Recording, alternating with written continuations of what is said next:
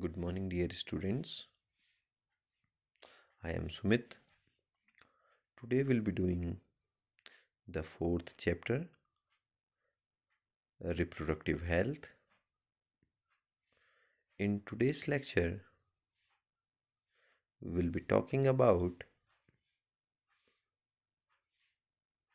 the population explosion, population stabilization, and birth control.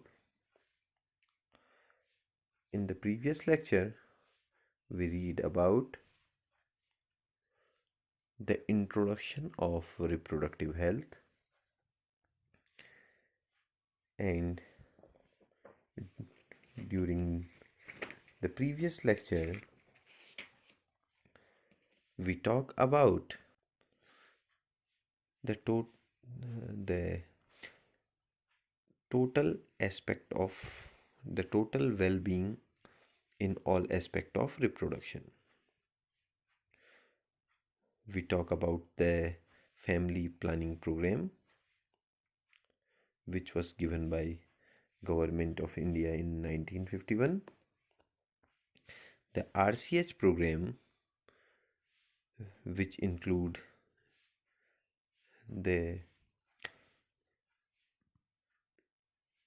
tablets or the food or other measures given by the governmental organization to the infants, to the mother, or to the childs. The main aim is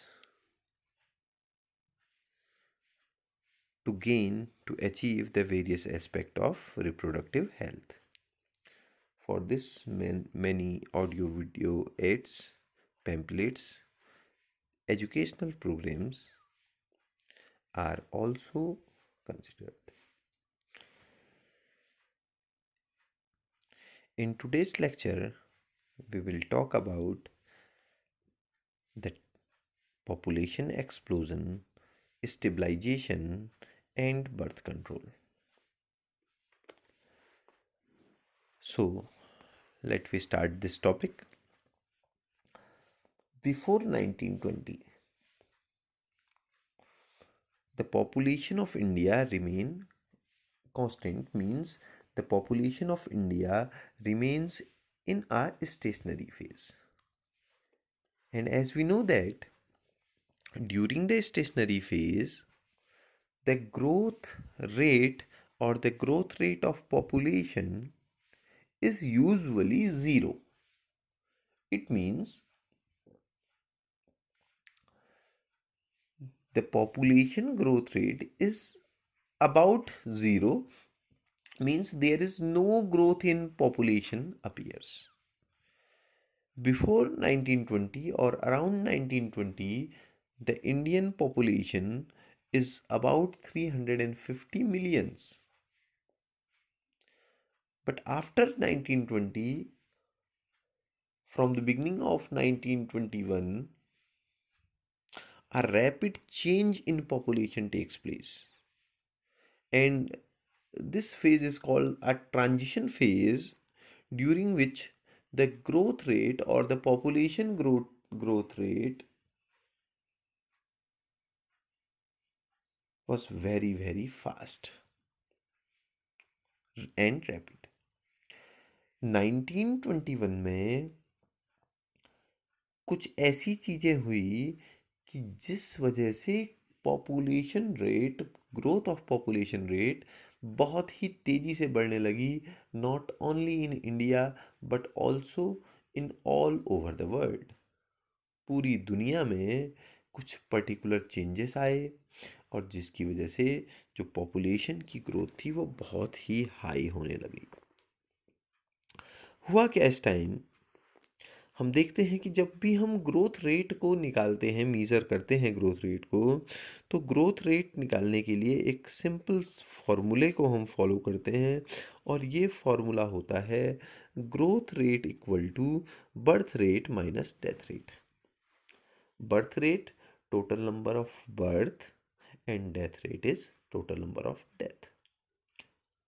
तो कभी भी हम population निकालते हैं तो उसका जो simplest formula होता है वो यही कहता है कि ग्रोथ रेट निकालने के लिए हमें बर्थ रेट से डेथ रेट को माइनस कर देना होता है।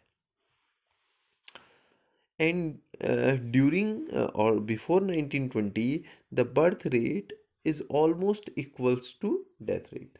सपोज 500 न्यू बर्थ हुए तो 500 लोगों की डेथ भी हो गई।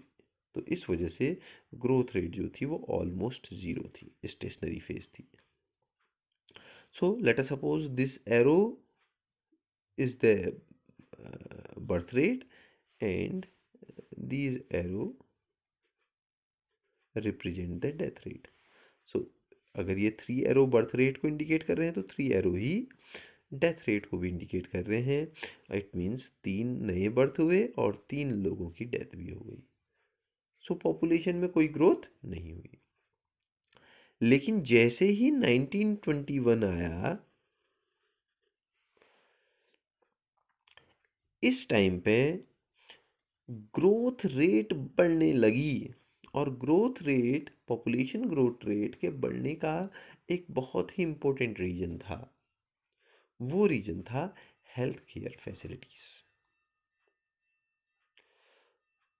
मेडिसिन्स जो हैं ये तेजी से बढ़ने लगी और इन मेडिसिन्स की वजह से मैटरनल मोर्टेलिटी, नियोनेटल मोर्टेलिटी और इन्फेंट मोर्टेलिटी रेट को लो कर दिया गया। बहुत सारी मेडिसिन्स आई और इन मेडिसिन्स की वजह से धीरे धीरे मोर्टेलिटी रेट को कंट्रोल किया जाने लगा, यानी कि डेथ रेट को धीरे धीरे स्लो डाउन किया जाने लगा। अभी भी हम देखते हैं कि जो मोर्टेलिटी रेट है वो हमने इन्फेंट मोर्टेलिटी रेट को हमने बहुत हद तक, या मैटरनल मोर्टेलिटी रेट को हमने बहुत हद तक कंट्रोल कर लिया है। और वैसे भी जो नॉर्मल डेथ रेट है, जो एक पर्टिकुलर एज के बाद नॉर्मल डेथ रेट होती है, नॉर्मल डेथ होती है, उस रेट को भी हमने स्लो डाउन कर दिया है। तो इस वजह से हुआ क्या, ग्रोथ रेट में बर्थ रेट, हालांकि बर्थ कंट्रोल की बात भी आई तो बर्थ रेट भी पहले की तरह नहीं रही, कम रही, लेकिन डेथ रेट उससे भी कम हो गई, जिसकी वजह से पॉपुलेशन में एक ग्रोथ होनी शुरू हो गई। आप देखेंगे, हम अपने घरों में या आस पड़ोस में भी, या हम अपने फादर या दादाजी लोगों से भी कहानियाँ सुनते हैं, या हमें पता चलता है कि एंशियंट टाइम्स में या हमारे जो दादा लोग थे, या वो जो उस टाइम की जो फैमिलीज हुआ करती थी, तो उसमें एक ही फैमिली में बहुत सारे मेंबर्स होते थे। एक ही आदमी के बहुत सारे बच्चे होते थे, यानी कि 5 6 8 या 10 बच्चे भी, या उससे ज़्यादा बच्चे भी इंडिविजुअल्स के होते थे। और ये बहुत ही एक कॉमन बात थी, सभी के ऑलमोस्ट मोर देन 5 और मोर देन 5 to 10 बच्चे जो होते थे वो होते ही थे। और एक और बात थी कि ये 5 या 10 बच्चे तो अलाइव थे, लेकिन जनरली बच्चे 10 से भी ऊपर 12-15 बच्चे होते थे, जिनमें से फाइनली 5 या 6 बच्चे बचते थे और बाकी लोगों की डेथ हो जाती थी। क्योंकि उस टाइम मेडिसिन या मेडिकल फैसिलिटीज़ इतनी अच्छी नहीं थी, जिस वजह से सबको बचाया जा सकता था। और ये एक बहुत ही कॉमन प्रॉब्लम थी। But after 1920 and from the beginning of 1921, medical facilities के इन्हांसमेंट की वजह से ये सारी डेथ्स को स्टॉप करना शुरू कर दिया गया। इसके बाद हम जानते हैं कि 1951 में सबसे पहले इंडियन गवर्नमेंट ने एक पॉलिसी बनाई, जिसे हमने बोला फैमिली प्लानिंग प्रोग्राम। इस बर्थ को कंट्रोल करने के लिए फैमिली प्रोग्रामिंग के लिए पॉलिसी आई, जिसके बाद फिर धीरे धीरे ये कोशिश की गई कि जो ये बर्थ रेट है इसे भी कंट्रोल किया जा सके। इन द ईयर 2001, अगर हम 2001 की बात करें तो the growth rate is around 1.7%। India में जो पॉपुलेशन ग्रोथ रेट थी in the year 2001, is around 1.7%. It means 17 per thousand per year. हर एक 1000 लोगों में हर साल 17 नए लोग बढ़ जाते हैं। तो ये 1.7% जो थी, ये पॉपुलेशन ग्रोथ रेट थी इन 2001। और इसके बेसिस पे हम देखेंगे तो इसके हिसाब से हर 33 ईयर्स में जो इंडिया की पॉपुलेशन थी वो डबल हो जाएगी। मीन्स अगर इंडिया की पॉपुलेशन 2000 में या 2001 में लेट अस सपोज 1 अरब है, तो 2034 में वो 2 अरब हो जाएगी। लेकिन अगर हम इसी को थोड़ा सा आगे बढ़ें, करंटली अराउंड ये 2014 का डाटा है जो आपकी बुक में दिया हुआ है। 2014 के डेटा के हिसाब से 2014 के डेटा के हिसाब से जो ग्रोथ रेट है वो 1.3% हो गई है।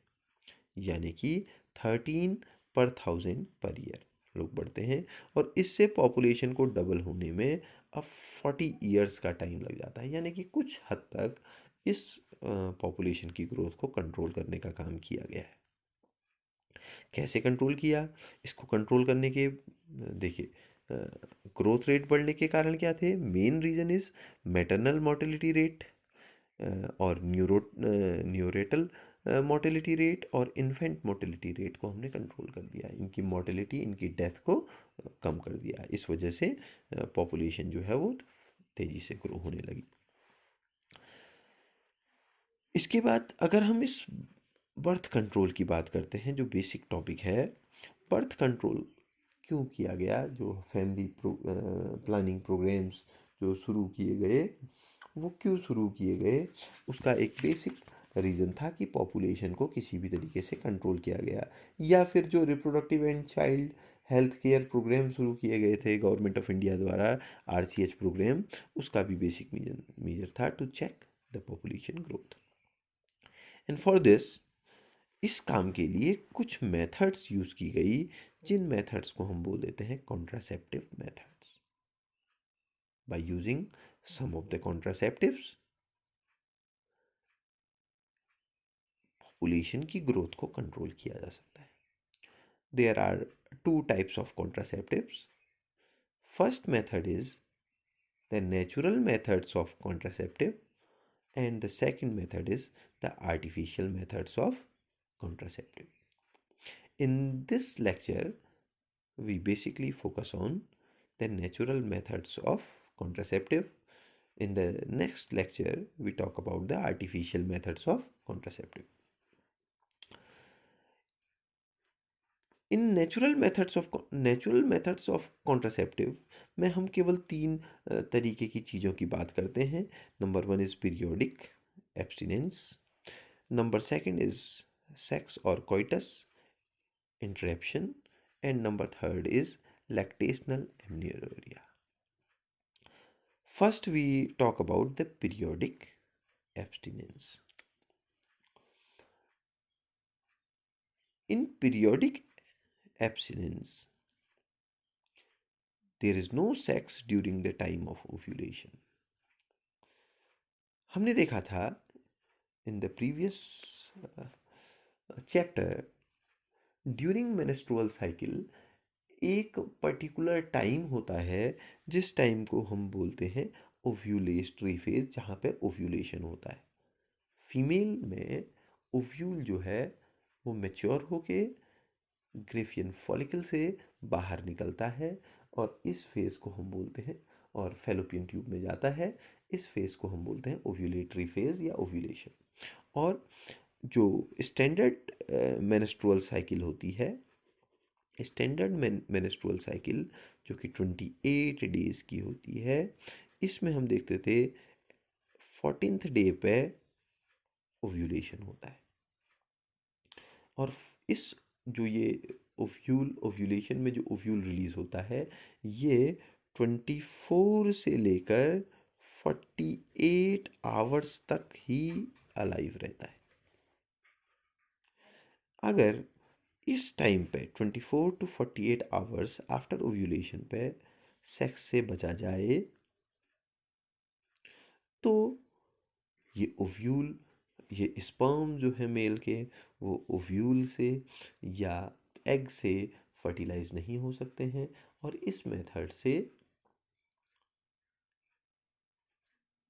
जो बर्थ को है उसे कंट्रोल किया जा सकता है। But then menstrual cycle is not always of 28 days। ये फिक्स नहीं है, ये स्टैंडर्ड टाइम है फॉर 28 days का। हम देखते हैं कि फीमेल्स में मेंस्ट्रुअल साइकिल का टाइम 25 days से 31 days तक या इससे भी अलग हो सकता है। सो ये माना जाता है कि मेंस्ट्रुअल साइकिल के 14th डे से ±3 days के बीच, यानी कि आप सोच लीजिए from 11th day to 17th day और 18th डे के बीच में अगर सेक्स नहीं किया जाए तो the chances of fertilization will become very very low, और इस तरीके से बर्थ को कंट्रोल किया जा सकता है। हालांकि ये जो टेक्निक्स हैं, जितनी भी नेचुरल मेथड्स ऑफ कॉन्ट्रासेप्टिव्स हैं, ये पूरी तरीके से सेफ नहीं है।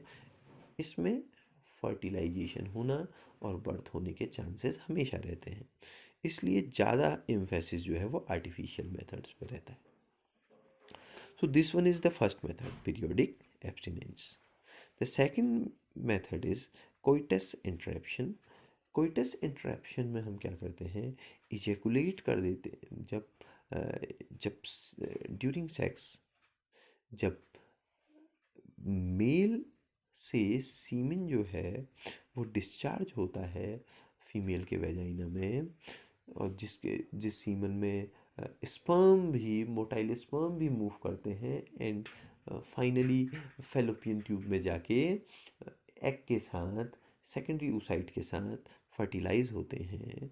तो इस मेथड में हम क्या करते हैं, ड्यूरिंग सेक्स जब मेल से इजेकुलेशन होगा, सीमेन रिलीज होगा, तो during this time this semen is discharged, if the semen is discharged outside the vagina, तो इससे क्या होगा कि जो स्पर्म है वो वेजिना से बाहर ही रहेंगे और एग तक रीच नहीं कर पाएंगे, और इस मेथड के थ्रू भी हम बर्थ कंट्रोल कर सकते हैं।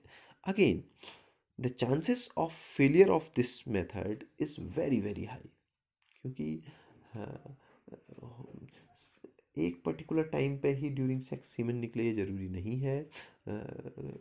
बिट अमाउंट ऑफ सीमेन जो है वो पहले भी रिलीज़ हो जाता है या कई बार रिलीज़ हो जाता है, तो उसमें भी ये चांसेस रहते हैं कि कुछ जो स्पर्म है वो मूव कर जाएं वेजिना में, और फर्टिलाइजेशन के लिए only one sperm is efficient.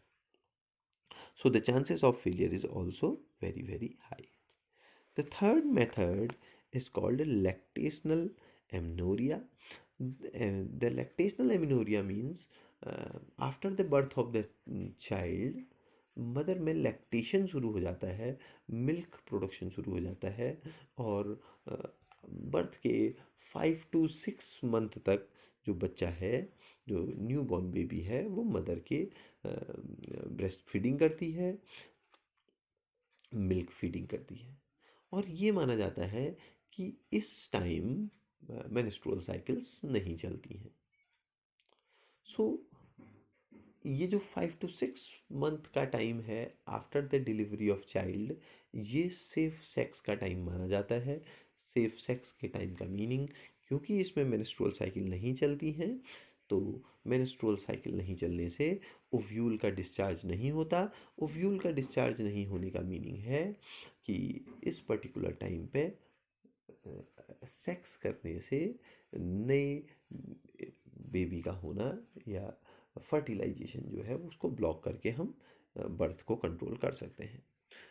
लेकिन इस बात की भी कोई पर्टिकुलर गारंटी नहीं होती कि मेंस्ट्रुअल साइकिल हमेशा नहीं हो, चांसेस रहते हैं।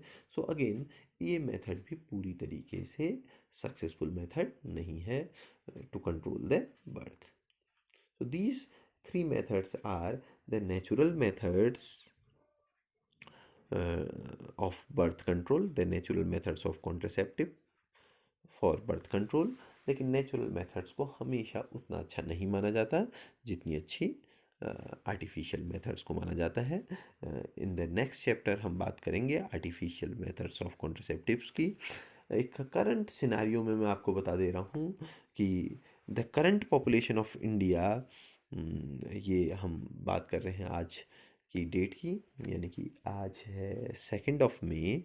तो ये 2 मई की अगर हम इंडियन पॉपुलेशन की बात करें तो ये पॉपुलेशन अराउंड 140 करोड़ के आसपास पहुंच गई है।